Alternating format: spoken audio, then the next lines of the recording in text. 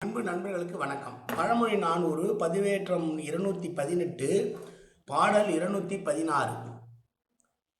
வழங்கலும் துய்த்தலும் தேற்றாதான் பெற்ற முழங்கு முரசுடை செல்வம் தழுங்கு அருவி வேய் முற்றி முத்து உதிரும் வெற்ப அது அன்றோ நாய் பெற்ற தெங்கம்பழம்.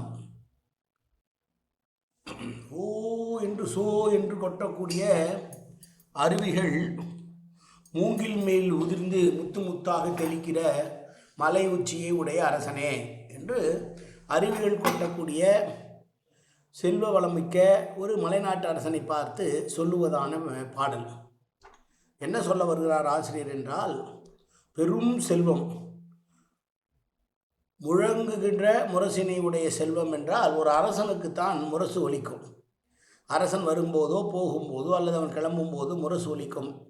அப்படி முரசு ஒலிக்கின்ற அளவிற்கு செல்வாக்கு மிக்க ஒரு அரசனை போல வாழக்கூடிய பெரிய செல்வந்தன் தான் பெற்ற செல்வத்தை மற்றவர்களுக்கு ஈயாமல் அவனே அனுபவிப்பான் என்றால் அது நாய்கிட்ட கிடைச்ச தேங்காய் மாதிரி அப்படின்னு சொல்கிறான்.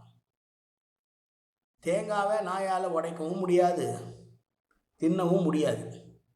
ஆனால் அது கிடைச்ச தேங்காயை என்ன செய்யணும்னா உருட்டி விளையாடுமே தவிர, இல்லாத உருட்டி பார்க்குமே தவிர அதற்கு அந்த தேங்காயால் பயனும் இல்லை.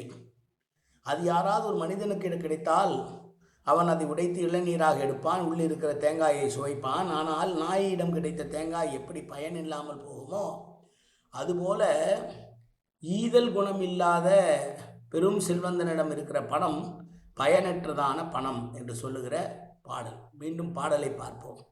வழங்கலும் துய்த்தலும் தேற்றாதான் பெற்ற முழங்கு முரசுடை செல்வம் தழுங்கு அருவி வேய் முற்றி முத்து உதிரும் வெற்ப அது அன்றோ நாய் பெற்ற தெங்கம்பழம். நன்றி, வணக்கம்.